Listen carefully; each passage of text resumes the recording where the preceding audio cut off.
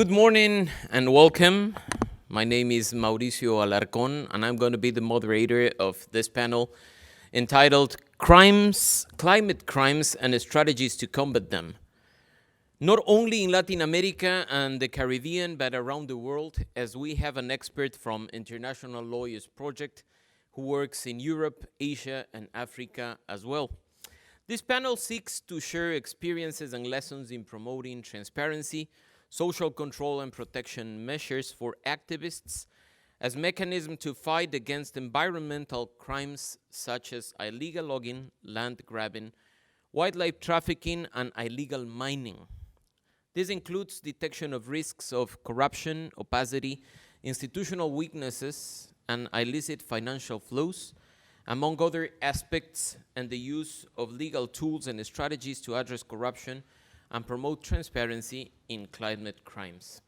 Sharing our experiences, we hope to contribute to the reduction of corruption, to eliminate impunity by disclosing forms, activities, and concrete actions by increasing transparency, traceability, and accountability, knowledge acquired in the last 10 years by the chapters that are part of the Environmental Governance Program for Latin America and the Caribbean, and of the Climate Governance Integrity Program of Transparency International.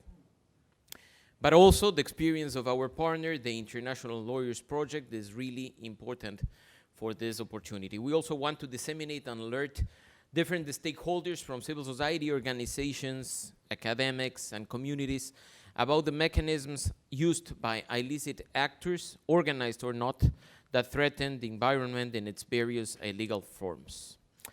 Climate changes is the greatest challenge humanity has ever faced, but it's also a governance challenge. Corruption exacerbates these impacts, which are most devastating for vulnerable and marginalized groups. Corruption also allows environmental crimes, such as the diversion of funds, illegal logging, as I mentioned, or mining as well, and threats and murders of defenders.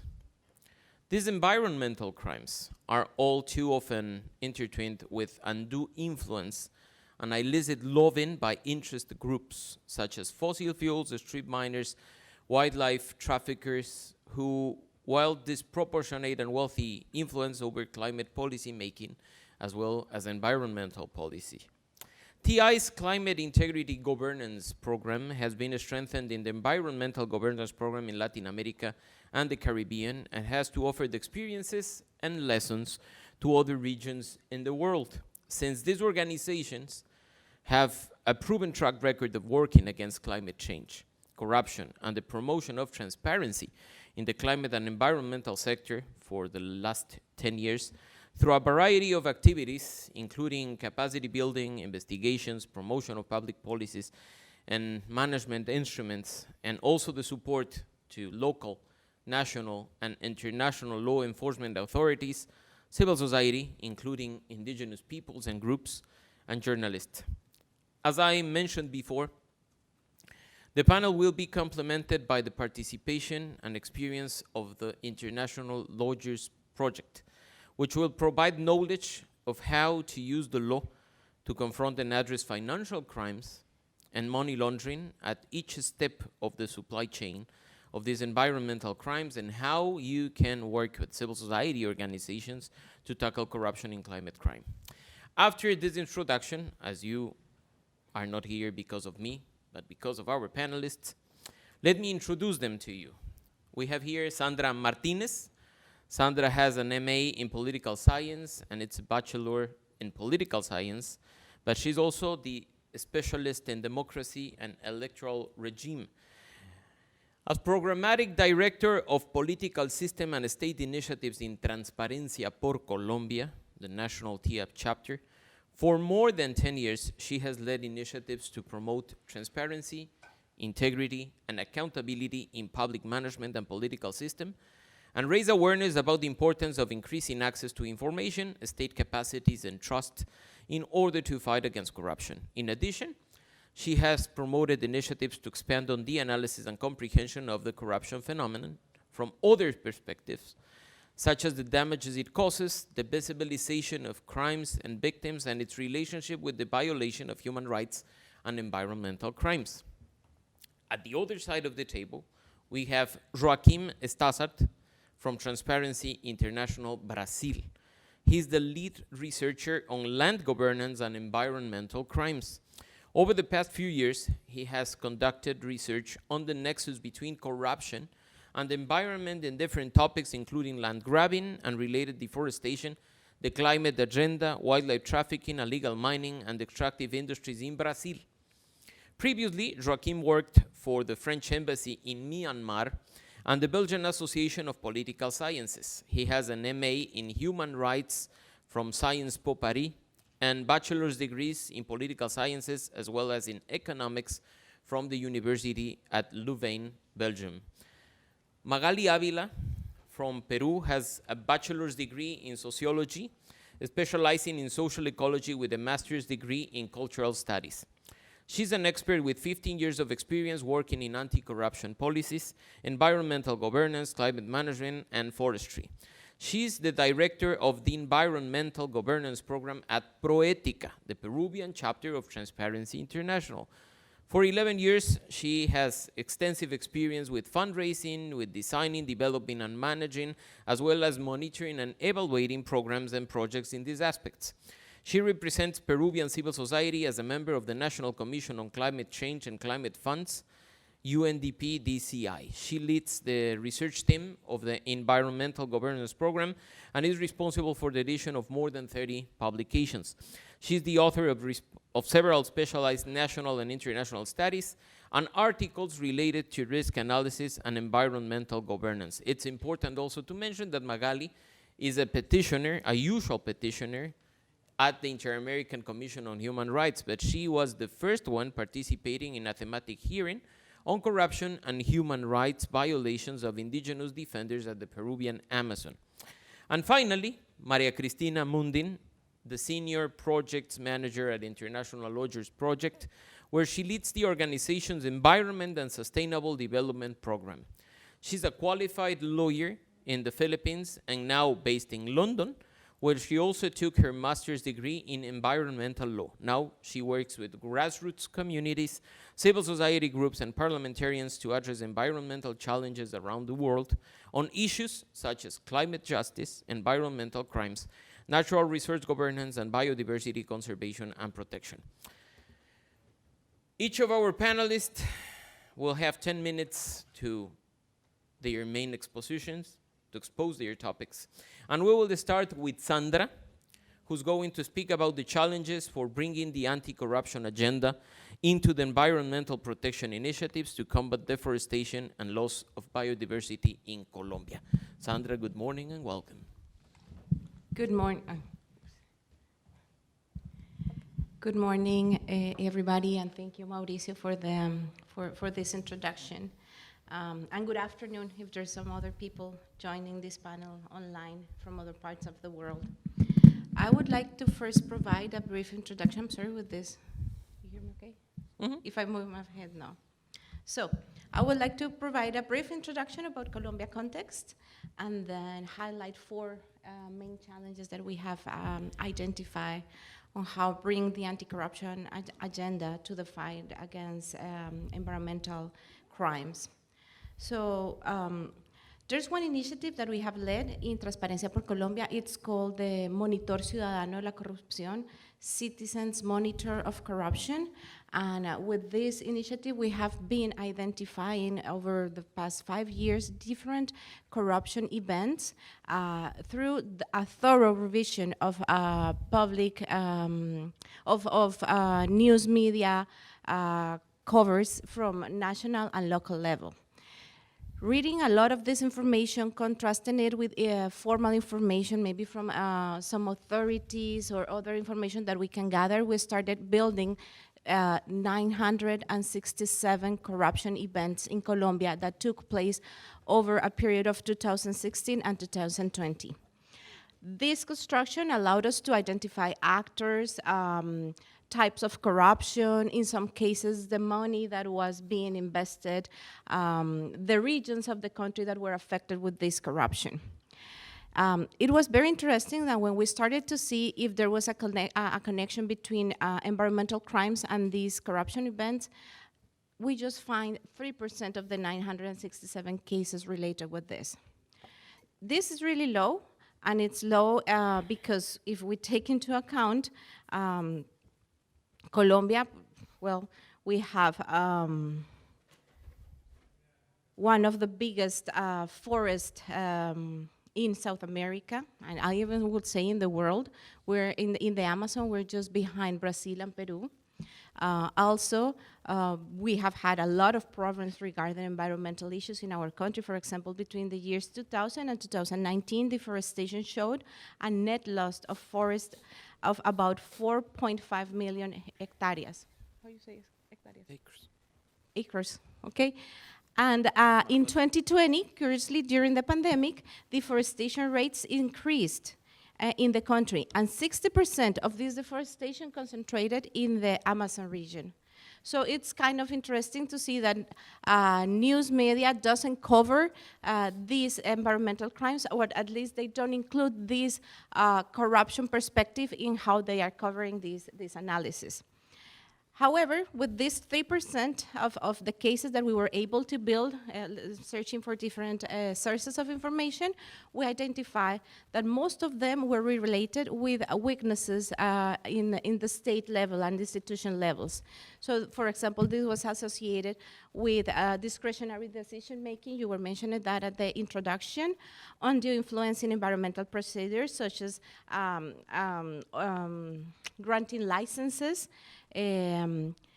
adjudication of public contracts. Another thing that was very interesting is, in some cases, changing the use of the land with the, I don't want to say the excuse, but with the purpose of development and road construction. So when we were analyzing, those were like some of the weaknesses that we identified. Also, some of the cases were addressing the responsibility of private sector within these environmental crimes. Conflict of interest, also undue interest or pressure. And what we realized with all this is that there were like some challenges that we really needed to address if we wanted, in one hand, to give the knowledge and the years of experience that we have had acquired in the anti-corruption agenda, to bring this into the fight of environmental crimes. One of the first things that we realize is that there's a lack of understanding of how these two phenomena are related. And in our case, we are also identified that there's a lack of political interest in environmental issues. It might be more of a proper thing to say than really actions to fight against this. And the same happens with corruption. Always in campaign, you will see the candidates, there's all of them going to say they have to fight against corruption, but when they are in office, not very often they do concrete actions to fight against corruption. So that was one thing that we realized. I think it's important to mention that the new government has committed with various actions on environmental protection, but we still have to see if he's gonna comply with all those commitments. Also, in the case of Colombia, it's important to take into account that some other problems kind of overshadow the importance of addressing environmental crimes. So, for example, drug traffic, that is related, but is always addressed from a different perspective, like national security and combat these illicit crimes and organizations, crime organizations. So this kind of overshadows addressing the problem and the real scope of environmental damage in our country. Other thing that has been also like taking the stage is the implementation of the peace agreement in Colombia. So kind of copes the agenda and the initiatives, although not really putting into this analysis what these two things have to do with environmental degradation in our country.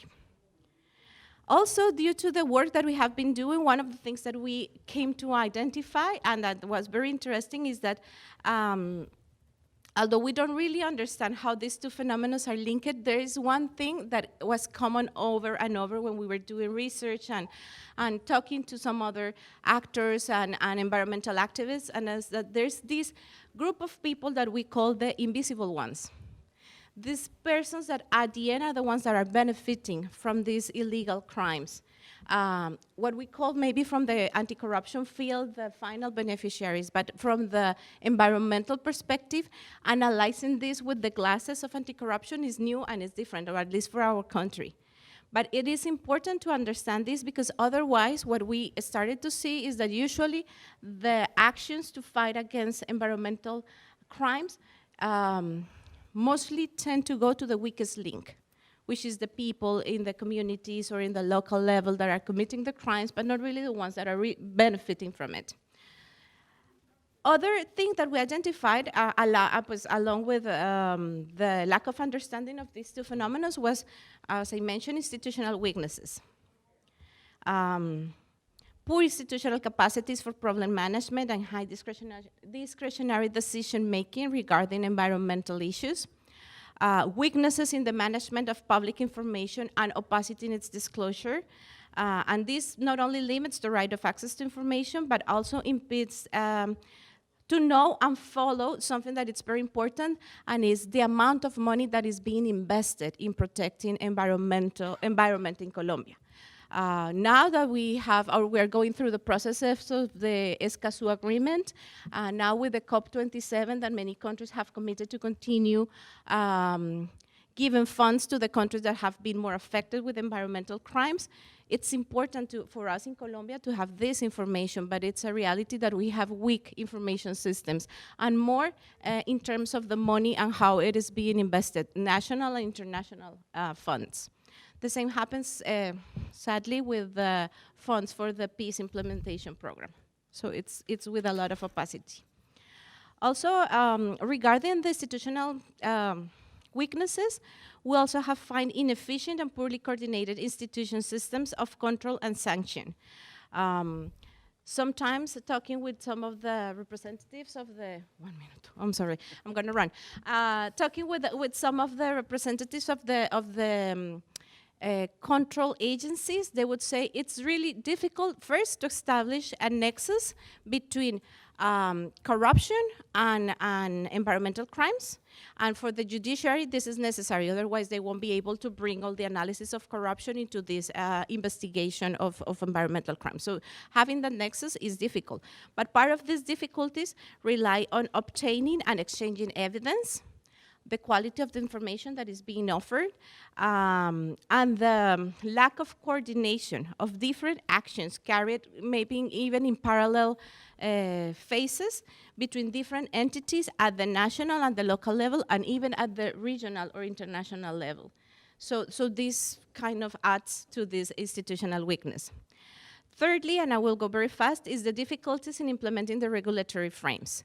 I think this happens as much in fighting corruption. We have a lot of laws in Colombia. I think if we could stick with them and comply with them, we would do better. And it's not only Colombia. I think for the region, this is a common trend. But the same happens with environmental laws. So it's not only the importance and focus, and we tend a lot to focus on let's have more laws. The thing is, how are we going to implement them? What funds, what human, what technical resources, what institutions we need, what policies we need to develop for that. Otherwise, we kind of get caught in the idea that we need more laws, but laws won't solve the problem. And then the last one that I want to mention is how these two phenomena, corruption and environmental crimes, have a great power to create victims, vulnerable people, as you mentioned, but also people that are really living in their day-to-day life the consequences of this symbiotic relation between these two phenomena.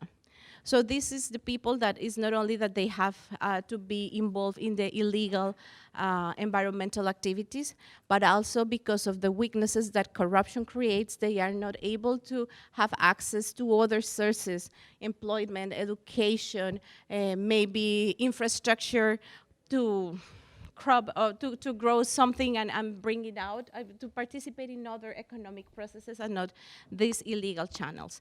But one thing that also regarding this last challenge that we have identified is that sadly, Colombia is one of the countries, I would say, more deadliest for environmental activists. Also in the year 2020, we were one of the countries with more environmental activists killed, and this includes indigenous people in the Amazon area. So these are like 4 challenges that we can go further. Sorry Thank for you. the extra time. Don't worry, Sandra. Thank you very much, Sandra. And now we will continue with Joachim, who's gonna talk about the search of environmental crimes in Brazil and their connection to the climate agenda. His presentation is gonna be in the way of showing the different impacts of corruption on the climate change agenda and environmental crimes. Joachim, welcome. I think you have to turn it on. Can you hear me? No. There you go. So let me start with the beginning. So before starting talking about what is the connection between corruption and environmental crimes, I want to emphasize some data about why it is important to talk about environmental crimes in Brazil when you want to tackle the climate crisis. So unlike most countries across the globe, greenhouse gas emissions in Brazil are not driven by the energy sector, but by land use change, forestry, and land use.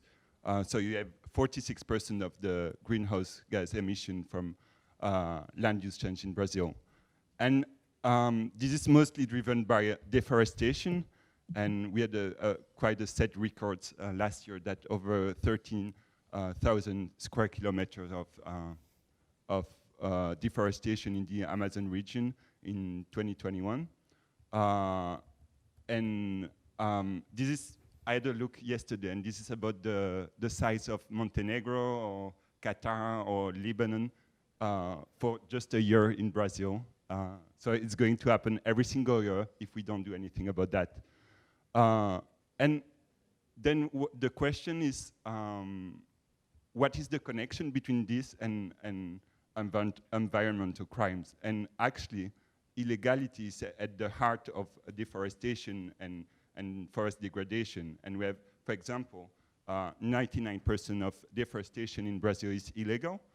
So it's basically virtually all deforestation is the result of environmental crime in Brazil. When you think about logging, we have data from another NGO that shows that 38% of logging activities are located in areas that doesn't have the license to have those kind of activities. So it's 38% of illegality in logging activities. And we also had a surge of illegal mining over the past few years in Brazil, with an increase of 5 times the number of the area of illegal mining in indigenous lands, and 3 times greater in conservation units over the last decade. So I try to show a bit the importance about environmental crimes to tackle the climate crisis in Brazil. Now the question is, what environmental crimes have to do with corruption? I mean, we all have an idea that of the connection, but we try to really understand how corruption impacts the climate agenda in Brazil. So we just published this report for COP27 about the different impact of the corruption on the climate agenda in Brazil. And I'm not going to review all those impacts, but I just want to highlight those that are most important to tackle environmental crimes in Brazil. So the first one is that corruption distorts the development and the implementation of environmental norms and regulation in Brazil. This can occur through disinformation and fake news about for example, the work of NGOs, but also the work of the scientific community, and also to disseminate false information about deforestation and environmental issues in Brazil. But maybe what is most relevant is the undue influence of private actors on environmental norms and regulation. And I think the greatest example of that is just occurred last year when we had the the Minister of the Environment that resigned after an investigation of corruption related to illegal logging. So it was the investigation is still ongoing, but he was investigated for influence peddling in the requirements to export timber to the United States. So he basically tried to remove those or to flexibilize those requirements so that illegal logger could export illegal timber to the United States. And this occurs just after a meeting with logging companies that suffered from seizures of their timber shipments to the United States. So you can see the connection between the lobbying activities of those companies and the result in terms of norms and regulation. The second impact of corruption on the climate agenda that I want to emphasize here is that corruption is promoting deforestation, forest degradation, and violence against environmental defenders through frauds, bribery, and collusion with a variety of public and private actors. And there are many types of corruption that are involved in environmental crime, but I just want to emphasize a few here. We have tried to understand a bit what are the corruption risks in different critical supply chains and sectors for that are vulnerable to environmental crimes. And something that we noticed is that the corruption risks are quite similar, actually. And you have a lot of fraud in permits, control systems of those critical sectors. So, for example, related to the timber industry, we have logging companies with the help of forest engineers that, for example, they are exaggerating the volume of wood that is produced on an area that has a license to operate to include wood that is coming from an illegal area. When we think about gold mining, it's a bit the same issue. There are some false declarations about the origin of gold so that you can insert the gold that is produced illegally in indigenous lands and pretend that it was produced in another neighboring area so that it appears to be legal. And related to land issues, because land grabbing is a strong driver of deforestation in Brazil, there are a lot of frauds that are related to land titles, so that you can claim the ownership over an area that is actually public land or even private land of somebody else. And so all those crimes, all those fraudulent practices can be facilitated by public and private actors that can be bribed, or I gave the example of forest engineers that are providing their services to consolidate those frauds. And what we see is that all those frauds are trying to conceal the illicit origin of those forest projects and to conceal also the environmental crimes that are behind those corrupt schemes, to insert the product of environmental crime into the formal economy. So we can consider this to be laundering of environmental goods. I'm not talking about money laundering, which is very relevant because it's very related to environmental crimes and it's laundering the proceeds of those crimes. But I'm talking about the laundering of timber, the laundering of wildlife that is also very relevant, that is basically just trying to insert those products into the formal economy and also into the global supply chains. And so, just to conclude, I want to talk about a bit about what we can do now. We are in a critical moment in Brazil because the last government basically dismantled the environmental governance in Brazil. it had a devastating effect on environmental institutions and bringing the Amazon closer to its tipping point. And now we have a new government that is coming. But the new government has made some commitment to tackle environmental crimes more effectively. But those corruption risks that I mentioned here are not going to fade away. So I think it's our mission to make sure that integrity and anti-corruption is at the heart of the new environmental governance that the government is trying to build. And it's also our mission to make sure that transparency and inclusiveness and participation is at the heart of this new environmental governance, to make sure that civil society, but also environmental and land defender can participate in this governance and ensure their role to make sure that those environmental abusers are held accountable. And I think it's also the mission of the international community to help us and to support civil society in this effort and to put pressure on the government to make sure that this occurs. Thank you.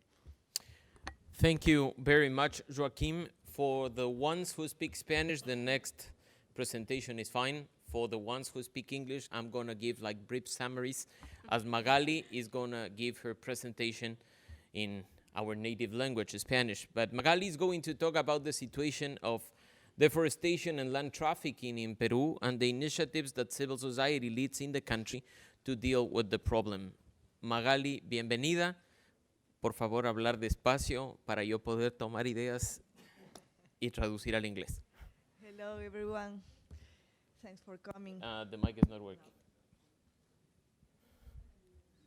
Sí? Ahí sí. Okay. Hello, everyone. Thanks for coming. Yep, I speak in Spanish now.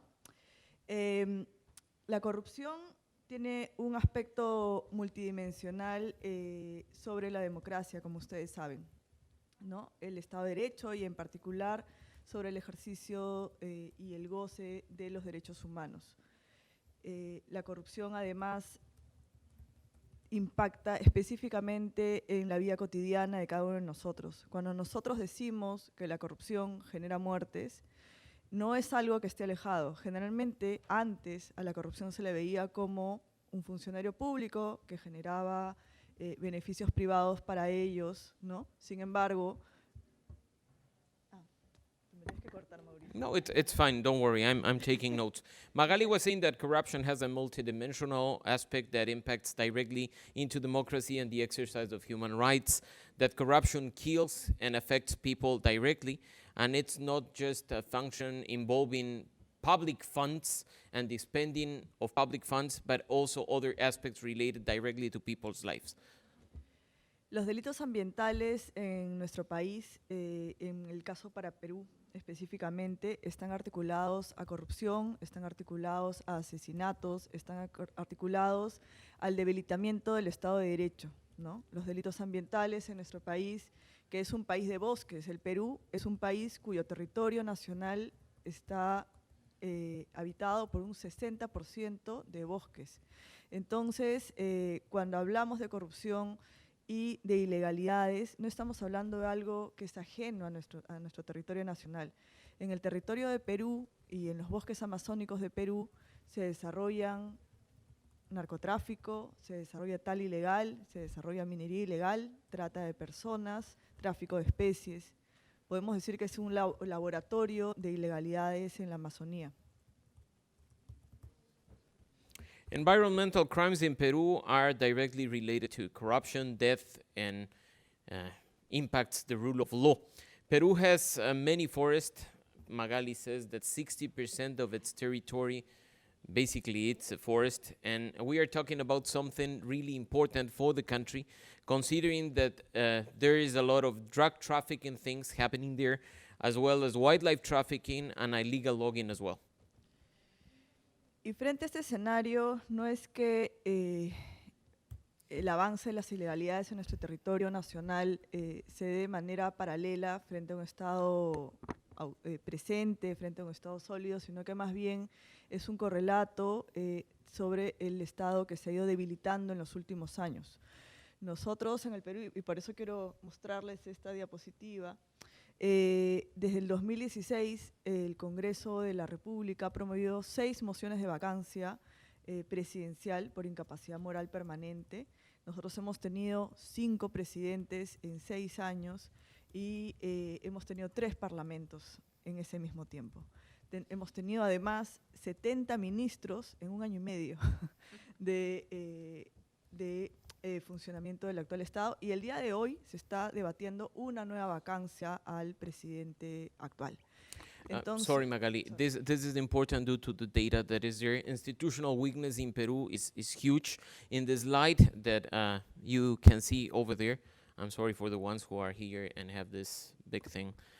But since 2016, there has been 6 attempts to remove the president in the legislature. It's not like an impeachment process based on the Peruvian constitutions.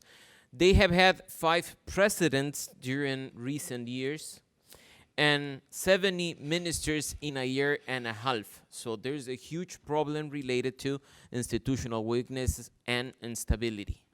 Ahora sí. thank you. Según la última encuesta anticorrupción de Proética que hemos sacado este año, el principal problema del Estado peruano sigue siendo el tema de corrupción.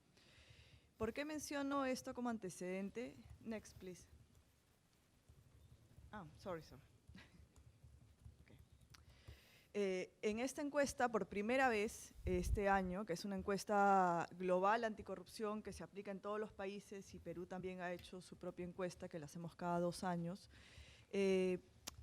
por primera vez hemos incorporado 2 variables o 2 preguntas que tienen que ver con corrupción articulada a tal ilegal y a deforestación, para entender y para conocer cuál es la percepción de la ciudadanía frente a estos 2 fenómenos.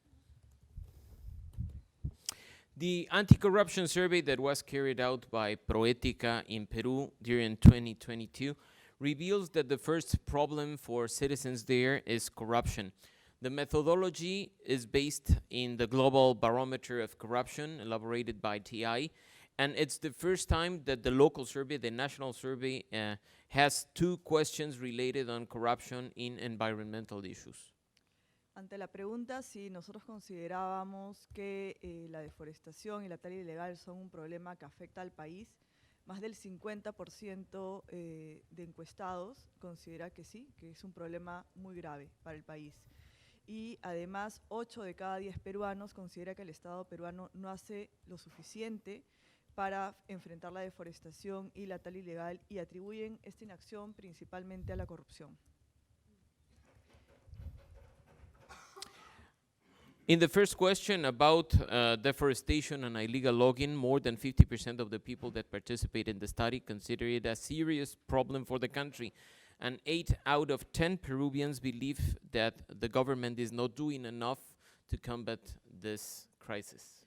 Sin embargo, el principal problema cuando un país tiene altos niveles de corrupción es justamente la alta tolerancia hacia la corrupción. Y el problema principal tiene que ver justamente con que ahora las nuevas autoridades de gobiernos amazónicos que han sido elegidas, todas, absolutamente todas, tienen investigaciones por corrupción. There's a high tolerance for corruption in Peru, and the amazing fact is that after the local elections, new local government authorities, mainly in the Amazon region, have troubles related to corruption. They have also processes, criminal processes in Peru due to corruption.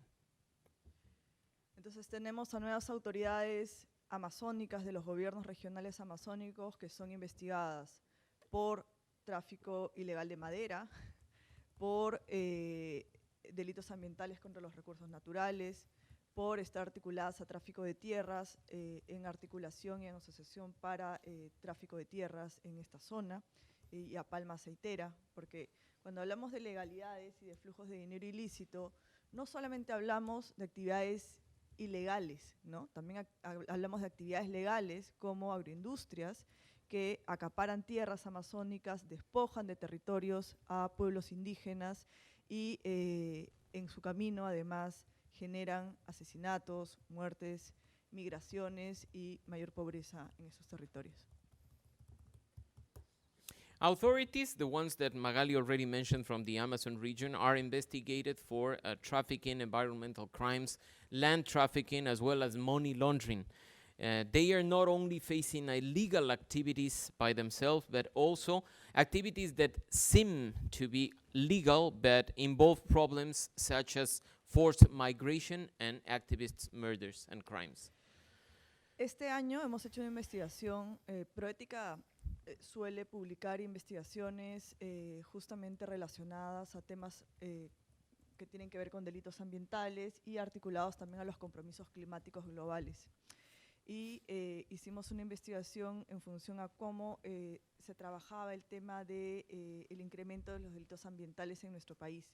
Entonces, mediante solicitudes de información a la Procuraduría Ambiental, hicimos esta investigación y el reporte es del año 2009 hasta el 2022, ¿no? Hasta el 2022, perdón. Entonces, lo que arroja es que se han formalizado denuncias de 24.662 procesos penales, como mencionamos en el informe, de los cuales el 50% corresponden a delitos contra los bosques y las formaciones boscosas, al tráfico ilegal de productos forestales, maderables y a la minería ilegal. ¿Y por qué menciono esto? Porque hay un correlato entre el debilitamiento institucional, el avance de la corrupción, el aumento de delitos ambientales y la deforestación. En este mismo periodo, para el año 2020, que fue el año que comenzó la pandemia y donde hubo mayor debilitamiento de control y fiscalización, se deforestaron 200.000 hectáreas de bosque amazónico en nuestro territorio. Eso es una barbaridad de lo que puede ocurrir en la Amazonía en un año. Proética has carried out an investigation on environmental crimes, and they are increasing Peru, the study that you can see in the slide. Based on requests of public information, the report has data from 2009 to 2022. They have said that there are more than 24,000 legal processes, of which 50% correspond to crimes against forests, timber trafficking, and illegal mining. There's a relationship between the institutional weakness and the advance of corruption with the mentioned crimes. And Magaly says that during the pandemic, specifically in 2020, due to the lack of controls, more than 200,000 acres of land were deforested. Y cuando hablamos de flujos de dinero ilícito que provienen de la Amazonía, no estamos hablando de un territorio que está inconexo, ¿no? Estamos hablando de delitos que trascienden las fronteras amazónicas y que se conectan con otros territorios, tanto colindantes como Brasil, como Colombia, y exportamos delitos de manera transfronteriza, ¿no? Sino que además estos recursos naturales son revestidos de legalidad bajo documentación falsa, documentación ilegal, para que posteriormente sea exportada a otros países. Países compradores como Estados Unidos o como Europa, que finalmente compran madera procedente o compran oro inclusive procedente de este tipo de actividades ilegales que generan deforestación en nuestros bosques amazónicos y que finalmente estos flujos de dinero ilícito mueven ingentes cantidades de recursos y de dineros que finalmente penetran y capturan el Estado Nacional o los Estados Nacionales de América Latina, capturándolo regulatoriamente y capturando el Estado justamente para facilitar estas economías ilegales. When we talk about illicit money, we talk about crimes that go beyond borders and affect other countries, not only Peru, but other countries such as Brazil and Colombia. Crimes are exported. For example, Magaly mentions that false documents are used to send goods, to export good to United States and Europe, and illegal mining gold has the same problem. And there's a lot of dirty money being moved from one country to another around this activity. Y ya para terminar con esta parte, porque después vamos a tener un poquito de tiempo más para poderles comentar sobre una iniciativa que tenemos, solo identificar que las autoridades, muchas de las autoridades, no vamos a decir que todas, pero muchas de las autoridades lamentablemente son cómplices del avance de las ilegalidades en la Amazonía. Nosotros hemos tenido gobernadores regionales articulados, vinculados con otros actores nacionales también e internacionales, que son cabecillas de bandas criminales para temas de tala ilegal, de deforestación. Por tanto, no podemos hablar en términos de cambio climático, de nuestros compromisos climáticos de cero deforestación, de reducción de emisiones, si es que no hablamos del tema de corrupción. La corrupción tiene que entrar en la agenda relacionada al tema climático, la corrupción tiene que entrar en la agenda además del financiamiento climático. Los fondos climáticos con los que se está tratando de frenar y parar la deforestación, que son parte de nuestros compromisos climáticos globales, no pueden seguir dejando de lado el tema de corrupción, porque como ya hemos dicho en este panel, los delitos ilegales se sostienen y se soportan en la corrupción local, regional y nacional, y también transfronteriza. Entonces, solo para cerrar, me parece que es bien importante que se trabaje el tema de trazabilidad delictiva más allá de las fronteras nacionales, ¿no? Y se trabaje la trazabilidad delictiva en la cuenca amazónica.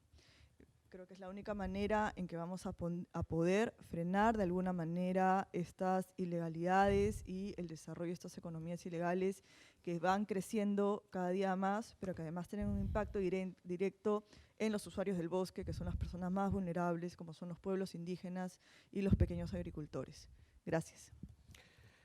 Authorities are accomplices of these illegal activities. Local authorities, like the ones mentioned at the Amazon region, are part of criminal gangs for illegal issues. We cannot talk about climate change or commitments based on climate change if we don't talk about corruption. Corruption must be part of the agenda and must be discussed responsibly. Climate funds cannot continue to ignore the issue of corruption. There's a lot of work that must be done on criminal traceability beyond borders and between countries like the ones that are here represented to stop the difficult situation. Thank you very much, Magaly. And now, last but not least, we will hear from Maria Cristina Mundin about the different legal tools and strategies to combat climate crimes, providing examples of what International Lawyers Project, ILP, has done to assist NGOs and what other legal support they can provide around the world for activists as you. Maria Cristina, welcome. Thank you, Mauricio. Good morning, everyone. Thank you for joining us this morning in our panel. So I work for International Lawyers Project, which is a UK-based charity that was established in 2005. Now, we mobilize legal volunteers from around the world to advance economic and environmental justice and rule of law by providing pro bono legal expertise to civil society groups, grassroots communities, and even parliamentarians. Now, our thematic areas are anti-corruption and governance, access to information, tax and fiscal reform, and environment and sustainable development. For our environmental program, we work on promoting better natural resource governance. We help tackle environmental crimes by holding actors accountable for environmental degradation. And we also use fiscal tools and policies to promote greener economies, among others. But more and more, I realize that we've been receiving a lot more requests from organizations wherein there's a clear nexus between environment and corruption. And so we support NGOs using different legal remedies and tools. And keep in mind that legal strategies don't always mean filing cases. It doesn't always involve strategic litigation. Legal tools and strategies can be done in all aspects and in all levels of an organization's work or an advocate's work. What do I mean by this? For example, capacity building. Capacity is one of the most problematic areas for a lot of organizations.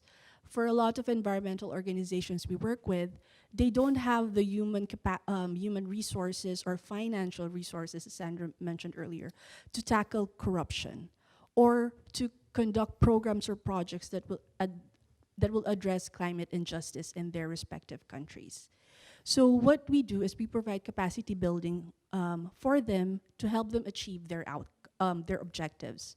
For example, we provided Law Society of Zimbabwe training on financial crimes. So in this series of workshops, we had local lawyers and international lawyers discussing with them what are the laws in Zimbabwe that you can utilize to address white-collar crimes, environmental crimes, crimes involving illicit financial flows, both in Zimbabwe and internationally.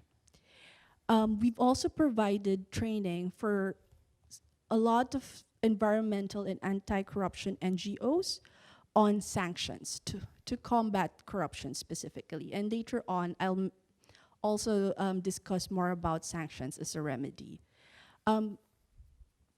Just a caveat, as I go along and discuss sample cases, I might omit the names of the countries and organizations we work with, so bear with me. But later on, you can ask me questions after the panel. Another is that we work with grassroots communities. 2 years ago, it's actually a continuing training. We work with Maasai communities in Olkaria Valley in Kenya on training them on their environmental and land rights. So what we did is we worked with the communities themselves. We picked who they deemed as their champions so that these champions will in turn be the trainers for their communities. So we work with 50 women and 50 men who we've identified who would really be the one to advocate for this, because when these communities know their environment and land rights, I mean, they themselves are empowered to fight for their rights. Because in some instances, a lawyer won't always be present. An NGO, an international NGO, won't always be there to help them out. So they themselves need to have a stake in this. They themselves need to be engaged and empowered to fight for their rights. And we're happy to say that one positive impact about this project is that in the end, the company was more open to negotiating with them and actually established grievance mechanisms. So when there are complaints against forceful displacement, unlawful evictions, and violence during the displacements, they can immediately act on it. So these are just some of the examples wherein we provide capacity building. Another legal tool and strategy is legal review and analysis. Now, this is actually also a common request because legal analysis usually involves analyzing the regulatory framework of a particular country. For example, we conducted a legal review of a mineral exploration agreement of a West African country to ensure that there are no loopholes that encourage illicit financial flows, tax abuses, and human rights abuses, and to make sure that the agreement itself is transparent. Now, the output was to create model provisions that should be included in the agreement. Another example is a review of the extractive sector legislation in Zimbabwe, also to ensure that any contract entered into involving the extractives industry is transparent and that there are no loopholes that can be taken advantage of for illicit financial flows. Third kind of legal tool and strategy is strategic litigation. Now, this is oftentimes what people are familiar with when they hear legal strategy.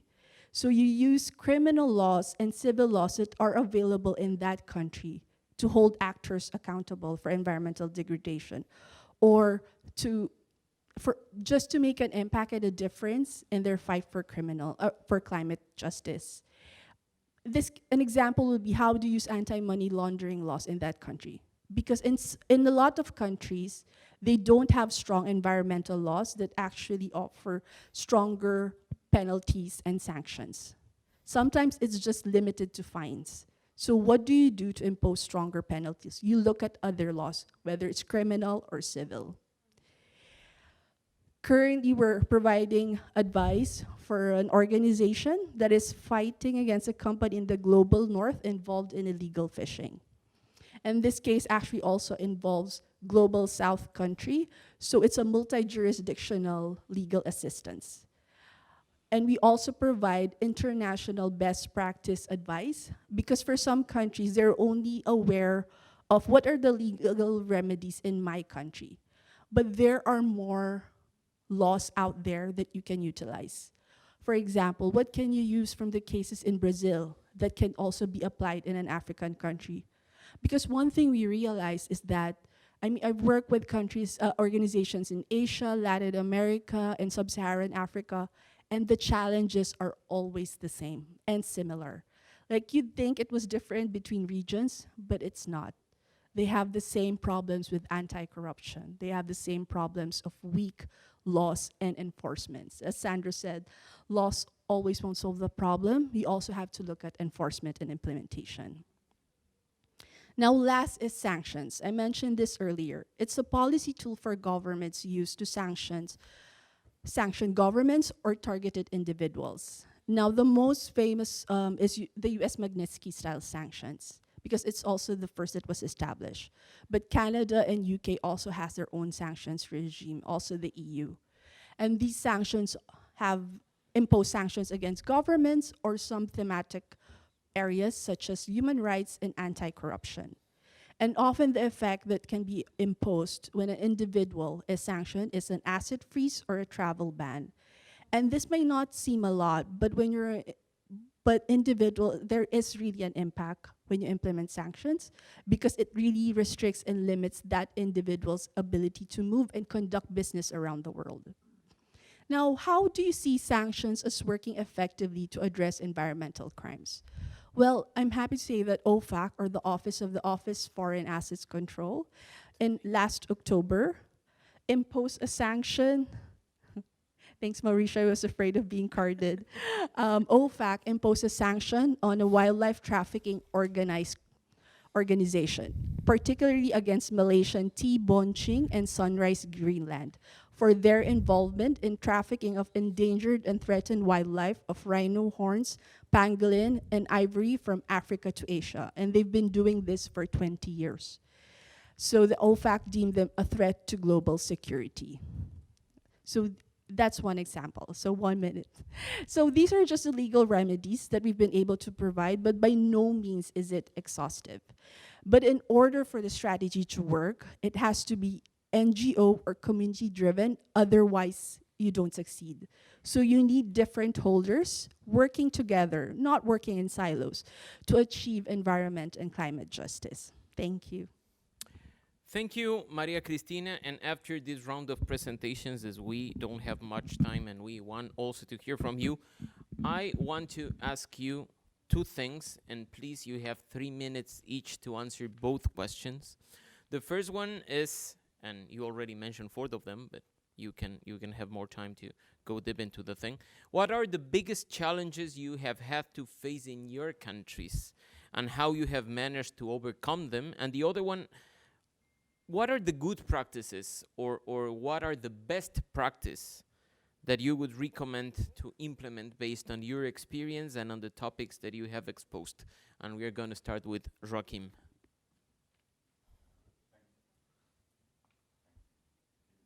No, Is not it yet. work? Yeah. So I think one of the big challenges that we faced in Brazil is, of course, the political context that was very difficult. And, you know, the Bolsonaro government just dismantled the environmental governance in Brazil. And, you know, it's not because this government is living in a few weeks that it's going to be, that we are out of the wood, because, you know, there are still private interests that capture the political institution in Brazil, because the Congress is still dominated by the agribusiness caucus. And at the subnational level, you can see that local politicians make alliance with environmental abusers to promote anti-environmental regulation and enforcement of those regulations at the subnational level. And, you know, the Bolsonaro government gave the opportunity to environmental abusers really to consolidate their grip on the economy and on the political system at the local level, and especially in the Amazon region. So that's a big challenge. So I think that's one of the mission we face now, is to really to monitor the governance and to make sure that integrity is at the institutional level, and to make sure that to try to monitor and report on the capture of those institutions at different levels. And I think the best practice that something that we did at Transparency International Brazil that I think we could share with other countries, really to work with anti-corruption institution, and because we have a quite good anti-corruption institution in Brazil, but they're not looking at the issue of environmental crimes and the climate crisis. So we really worked with those institutions, such as courts of accounts, internal control bodies, anti-money laundering institution, so that they consider environmental crimes as an issue, and so that they understand that they have a role to play to tackle those issues. And they, beyond working on corruption risks that are related to environmental issues, they also have a very big role to play to reinforce this environmental governance, to promote transparency, to promote integrity, to promote participation of civil society and environmental defender in this governance. So I think it's something that worked quite well, and that was interesting that it worked during Bolsonaro government, and we succeed to make partnership with those anti-corruption institutions, even with a very adverse government. Thank you very much. Joaquim, Magaly, por favor. Thank you. Please show you the page. Frente a la pregunta que tú hacías, Mauricio, creo que la principal estrategia que tenemos que tener es la articulación. Luchar contra los delitos ambientales y los flujos de dinero ilícito frente a escenarios políticos nacionales tan tremendos como tenemos en América Latina, no se puede vislumbrar si es que no trabajamos de manera articulada, actores de sociedad civil, pueblos indígenas, periodistas y otros actores con los cuales podamos mostrar información.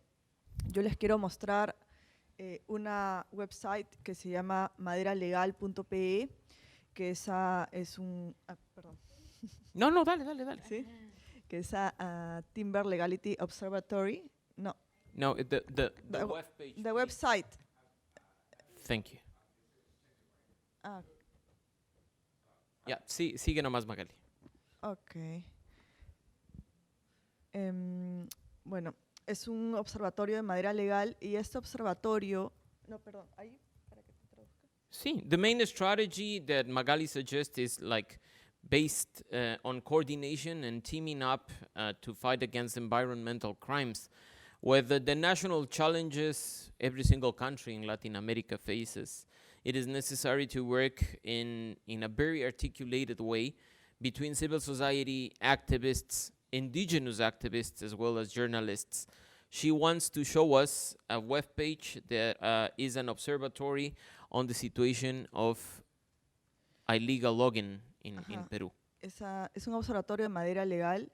Nosotros lo que hicimos fue solicitar información a una entidad pública, y esta entidad pública nos brindó 1.300 expedientes para que nosotros pudiéramos mirar algo que se llaman los planes de manejo forestal con información falsa. Esto es un tema específico para el tema de madera ilegal o de tal ilegal, y creamos este observatorio en el cual tú puedes mirar todos los PMFs con información falsa, with false information or not existent trees.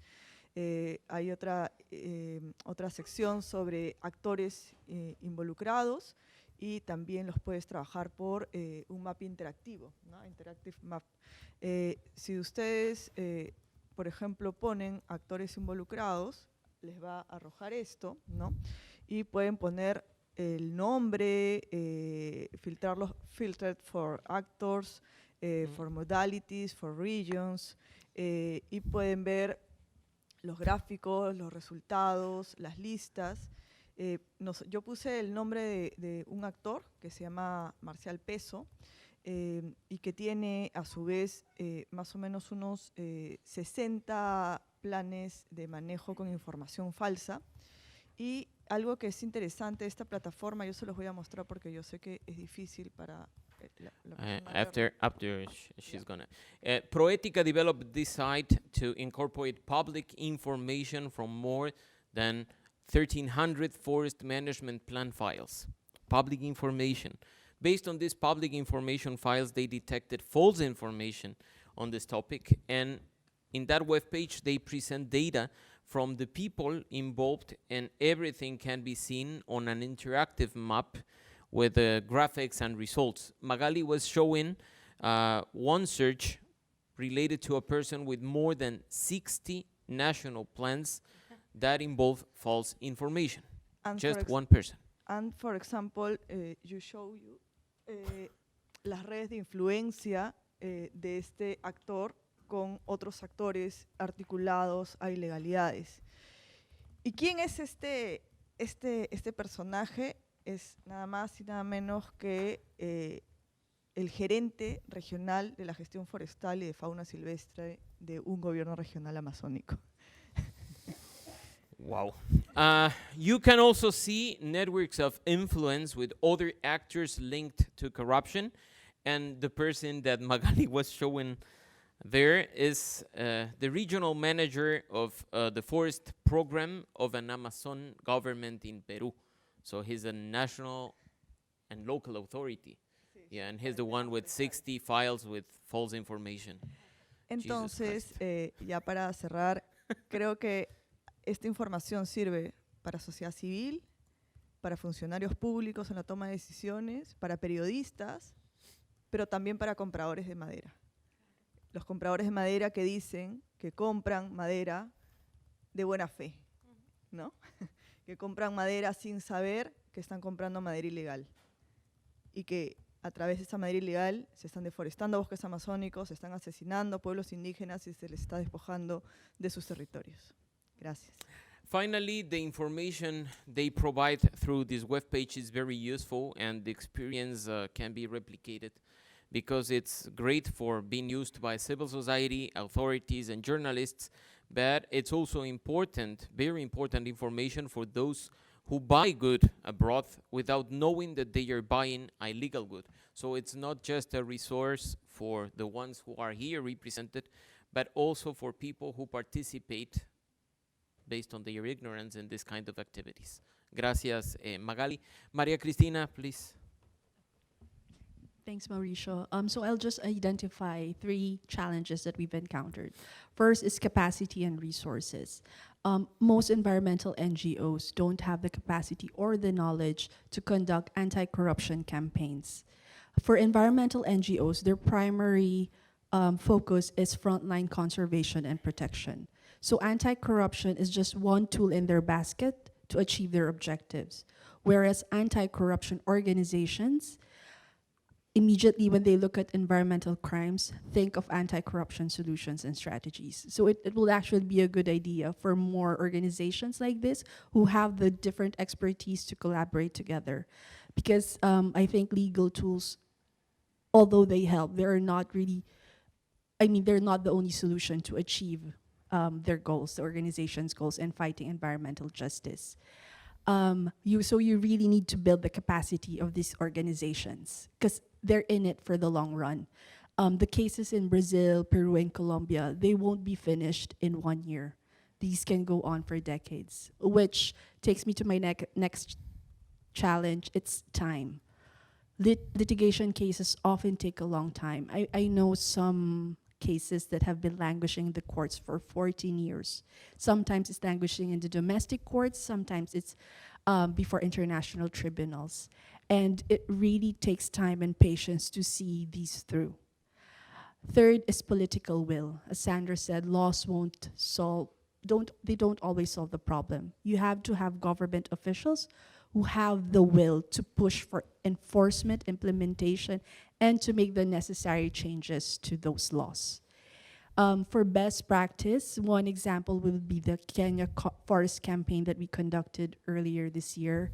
In Kenya, a bill was introduced by the parliament to amend the Kenya Forest and Conservation Act in order, and it was just one amendment to remove the role of the Kenya Forest Service in determining applications for forest boundary allocation. What will happen if that role was removed? It will be under the sole discretion of the parliamentarians to determine forest boundary reallocations. So these would open up Kenya's forests to large-scale industrial or commercial destruction. So we help the Kenya Forest Working Group work through their memorandum presentations. We provide the capacity building so that they really understand the Kenyan forestry laws and international laws that really focus on preserving and protecting the forest.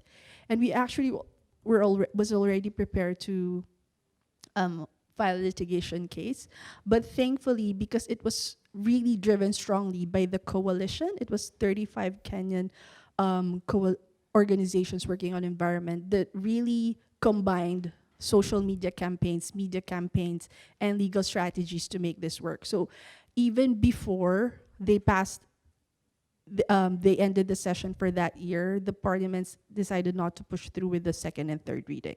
So the law is dead unless it was reintroduced again. So yeah, that's one example. Thank you, Maria Cristina. And finally, Sandra, your 3 minutes, please. Thank you.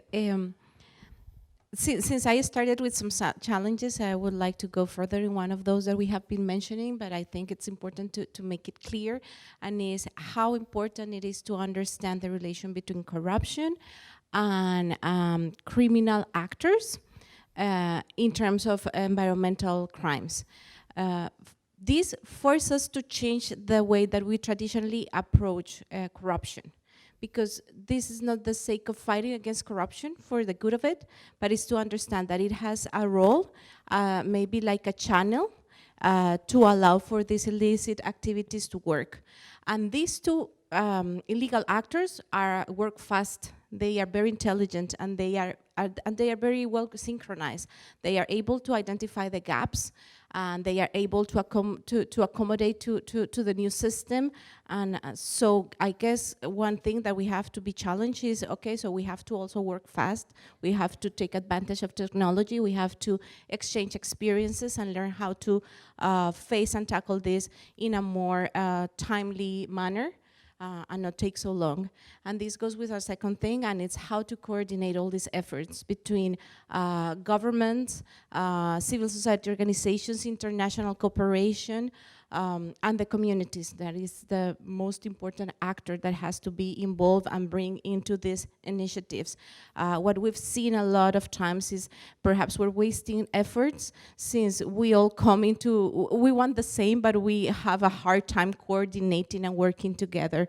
And at the same time, and I say it honestly from a civil society organization, sometimes different organizations go to the same authorities and we propose similar things, and they say, okay, so today I talked to you, and yesterday I talked to whatever other organization. Why don't you get organized? Because I can't pay attention to you and to you and to you and to you and also do my work. So it's important. We have to work and get organized into this thing.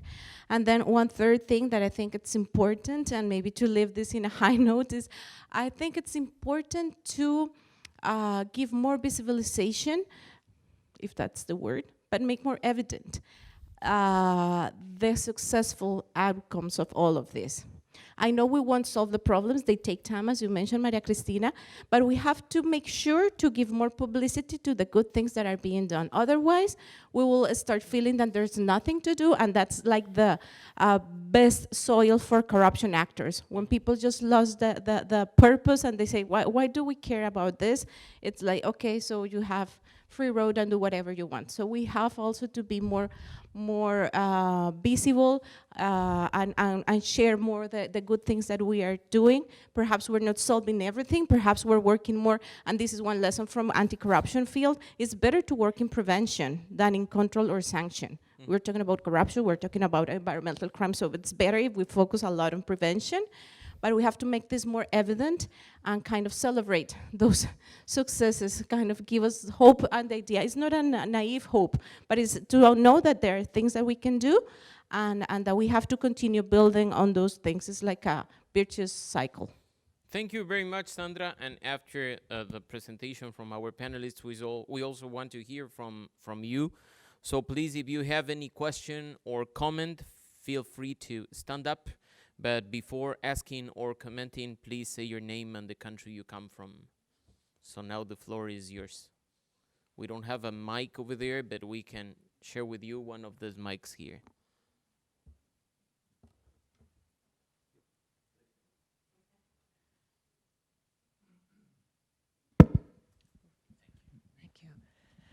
Good morning, everybody. I'm Naomi Rodariasa. I come from the United States, but I do a lot of work in a lot of places in Latin America. My question is about using both people who have been the victims of environmental crime and corruption, or civil society organizations that represent them in anti-corruption proceedings. So one of the things that we've been looking at with a number of organizations that I work with, including Due Process of Law Foundation, is trying to figure out, is it possible to use the laws in a number of countries that allow civil society organizations that represent diffuse interests? For example, Peru has one. Colombia has an amparo proceeding that gives you sort of the same thing. To be able to have the people who have been hurt by corruption be able to participate in pushing criminal procedures forward, or pushing for reparation through either as an adjunct to the criminal proceeding or in civil proceedings. Because one of the things we found is that a lot of times prosecutors don't want to do this. They don't want to take these cases. Sometimes because they're corrupt, but sometimes just because they're hard cases. And there's a lot of work involved, and people don't necessarily like to work hard. But if they get pushed by civil society, you can get a lot further. So I'm wondering if any of you have experience with trying to do that. The cases that I'm thinking of are especially, for example, land grabbing cases, where you have a community that's lost their land because of corruption, because a license has been given when it shouldn't have, or illegal mining cases where the same thing happens. So yeah, thank you. Thank you, Naomi. Who wants to answer?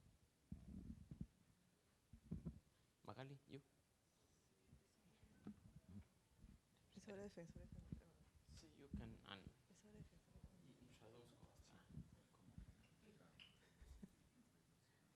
or if you want to answer, Maria Cristina, Sandra, you. ¿Sí? Maria Cristina and then you. Yeah. So thank you for that question. It depends on the laws of each jurisdiction. For example, Philippines, when I was working the Supreme Court, I also wrote about the rules of procedure for environmental cases. It was the judiciary who took action and introduced a whole set of proceedings, rules of court, that plaintiffs can follow in order to, for example, victims, that they can contest environmental crimes, things like that, environmental problems and issues, and bring it before the court. They themselves have standing to do that. And the court made sure it would be easier for them to prove evidence, to establish facts. But this is not the case for some other countries. So in some jurisdictions, you look at specific laws in order to demand for compensation and damages. For example, for land grabbing. In some cases, restitution may not be possible. Like, there's already an infrastructure project there, and it may be impossible to give back the land, but you can claim for compensation and damages. So it really depends on what phase the situation is already in the country and what laws are available for claiming damages and compensation. And sometimes these civil proceedings are not enough. Some actually also look into criminal laws to file against certain actors. Thank you, Maria Cristina. Magaly, Thank you for this question. turn the mic on. Okay. Yeah. Creo que es muy importante que los defensores ambientales... No está funcionando. Ahí sí. Sí. Ya. Creo que es muy importante que los defensores ambientales puedan visibilizar sus luchas y sus problemas. Es decir, no hablar por ellos, sino hablar con ellos, ¿no? Que es distinto.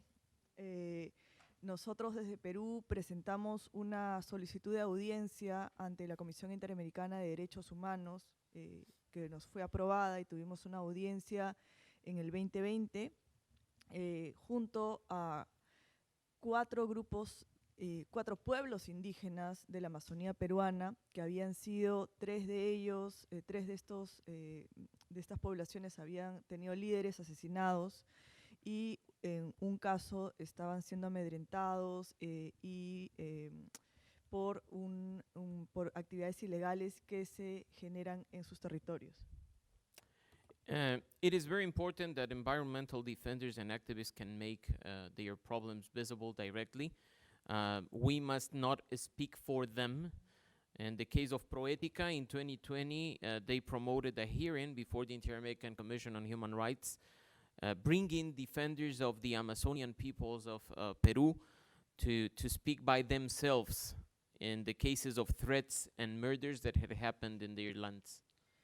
Lo que por primera vez se presentó el vínculo entre corrupción y violación de derechos humanos de defensores ambientales, y se mostró conceptualmente, pero también en casos, en ejemplos reales, concretos, cómo la corrupción está detrás de estos asesinatos. Los defensores ambientales que fueron asesinados lamentablemente fueron víctimas de estos asesinatos justamente por denunciar autoridades corruptas, por denunciar invasiones de sus territorios, y porque estas autoridades no hicieron absolutamente nada, ¿no?, para frenar el avance de ilegalidades en sus territorios. Muchos de estos casos han pasado 5, 7 o, bueno, 1 año en algunos casos, y siguen en completa impunidad, ¿no?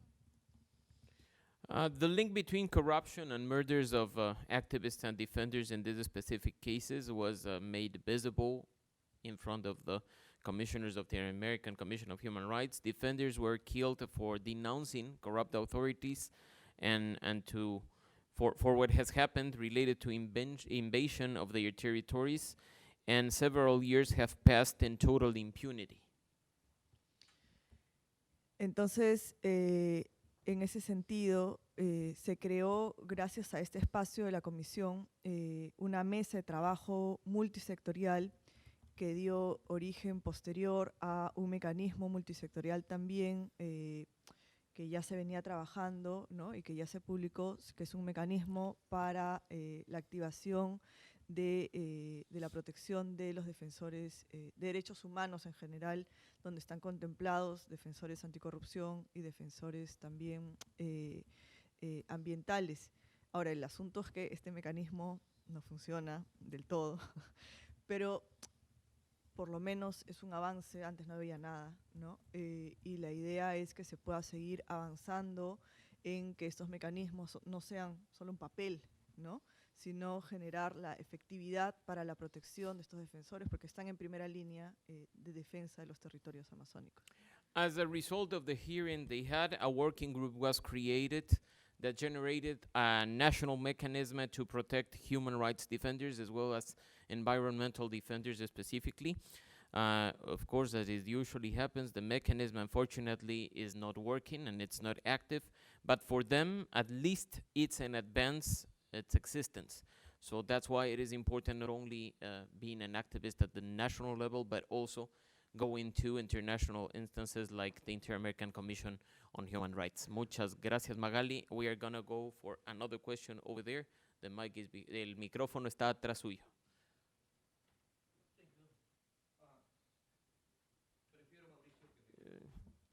Bueno.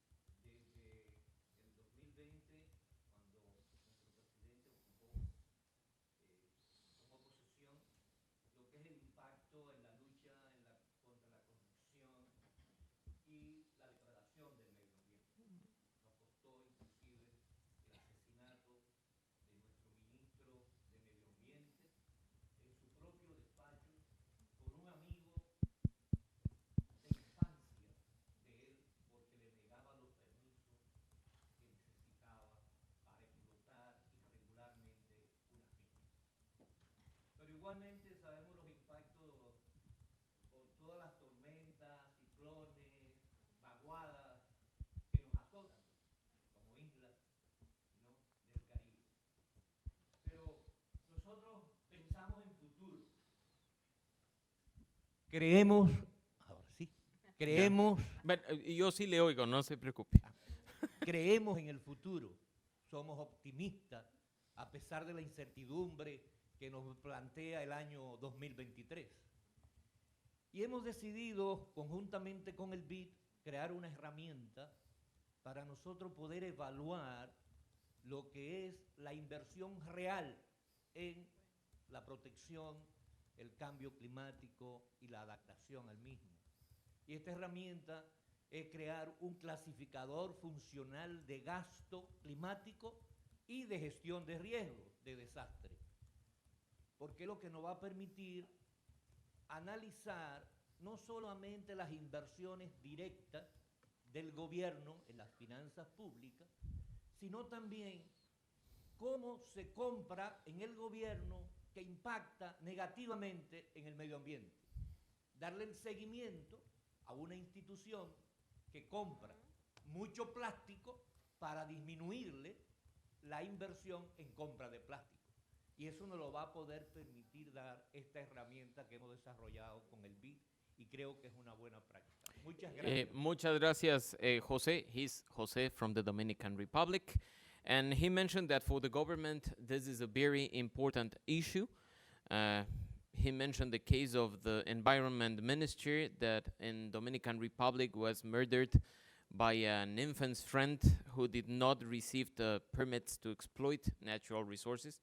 I think it happened like a year ago. But they are very optimistic about the future, and despite the uncertainty of what's going on in Latin America, and specifically in Dominican Republic, they have decided to work together with the Inter-American Development Bank to create a tool that allows to monitor real investment in climate change and allows the evaluation and the impact.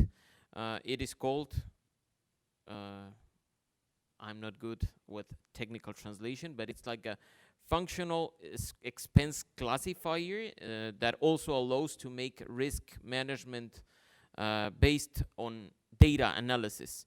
Jose says that this will allow also to evaluate the negative impact on the environment based on public procurement, as there are many institutions that, for example, buy things that are not used, like plastic, that many plastic things. So they think that this tool is very important, and this will be like very helpful not only for Dominican Republic but for the region. I think we don't have extra time, Horum, or we can have one more question. Is it okay? The last one, please. Good morning, everybody. My name is Odir Fernandez. Yes. I have a question to Maria Cristina. Maria Cristina, you were talking about penalties in criminal law, and I have a doubt. If we check our criminal law, if increase penalties, do you think that we can reduce the environment crime? Sorry, what was your last statement? If you increase the penalties in a criminal law, would it be more effective? Okay. Ideally, increased penalties deter further criminal acts, but that's not always the case. But it is an inducement for some organizations. So it's always good to look at criminal laws and push for, I don't want to use the term push, but look at which criminal laws may have higher penalties, because in some cases, for example, you can take advantage of two criminal laws to address an issue. But between the two, anti-money laundering law will have stiffer penalties, including fines, and create greater repercussion. So it might be better to choose the anti-money laundering law. But for a lot of organizations, for a lot of organized crimes, honestly, this sometimes is not sufficient. So you keep looking for avenues or different laws that you can utilize at the same time in order to deter them from committing further environmental crimes. It may be both in domestic courts or international tribunals, whichever you think has more impact on restricting them to conduct their business. Thank I you. hope that answers your question. Thank you very much, Maria Cristina, and thank you all for joining us in this panel. Do we have one extra question? Online. Which one? Sorry. Thank you, Joram. Mario? No?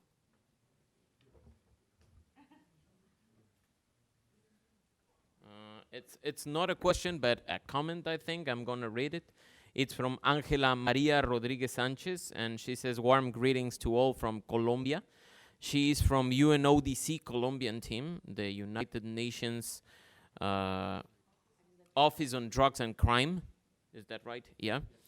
All the aspects addressed in this panel are very important. I would like to ask a question to the panelists about how they believe from their experience they can achieve better information exchange actions between the control and sanction bodies and good practices on their countries on issues of monitoring and intelligence to identify the actors involved in major corruption cases and not only focus on petty corruption, or those actors most affected by illegal economies, such as communities in the territories, indigenous environmental leaders, among others.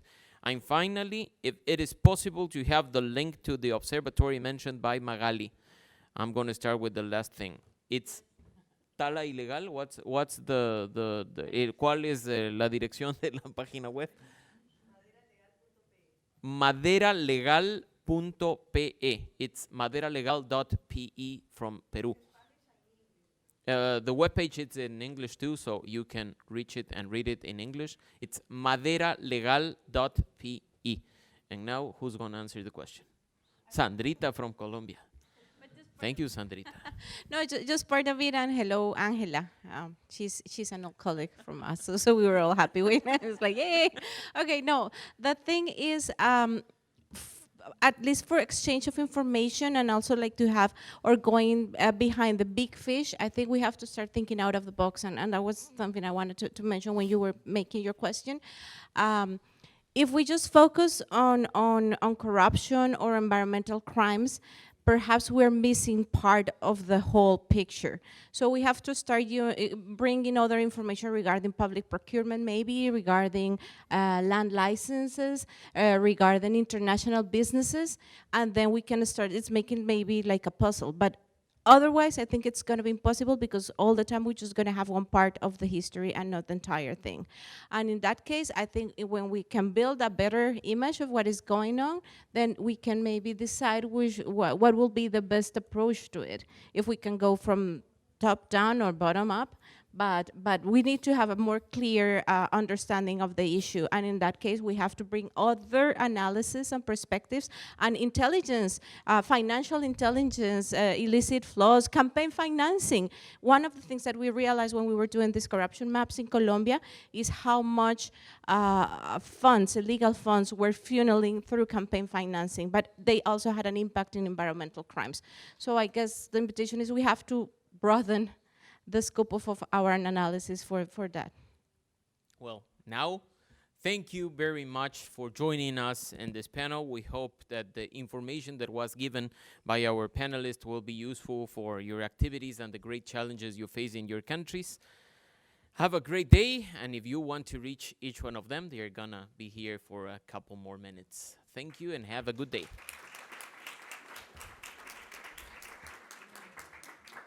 Y me gradué de traductor resumido.